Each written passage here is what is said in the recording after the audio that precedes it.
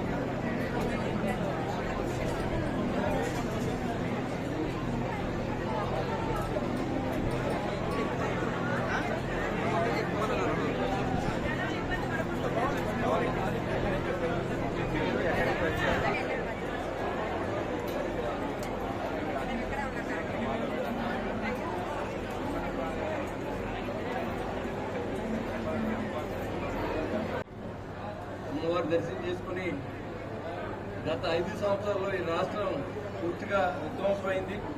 ఆ విధ్వంసం నుంచి కాపాడే విధంగా ఇవాళ చంద్రబాబు నాయుడు గారి నాయకత్వం, అదే పవన్ కళ్యాణ్ గారి నాయకత్వంలో, నరేంద్ర మోడీ గారి నాయకత్వంలో రాష్ట్రం అభివృద్ధి చెందాలని చెప్పి, రాష్ట్రం అంతా సుభిక్షంగా ఉండాలి, అందరికీ ఆయుష్ని ఆరోగ్యాన్ని ఇవ్వాలని చెప్పి అమ్మవారిని కోరుకుంటూ, మరి కూటమి ప్రభుత్వం ప్రజలకి మంచి చేసే విధంగా ఆ శక్తిని కూడా అమ్మవారు ఇవ్వాలని చెప్పి కనకదుర్గ అమ్మవారిని కోరుకుంటూ, మరి అందరూ సర్వే జన సుఖనోభవంతు, మరి అందరూ బాగుండాలి, అందులో మనం ఉండాలి, మన రాష్ట్రం ఉండాలి, మన ముఖ్యమంత్రి గారు ఉండాలి, ఉప ముఖ్యమంత్రి గారు ఉండాలి, నరేంద్ర మోడీ గారు ఉండాలి, మీరందరూ బాగుండాలని కోరుకుంటూ నమో కనకదుర్గాయమ్మ.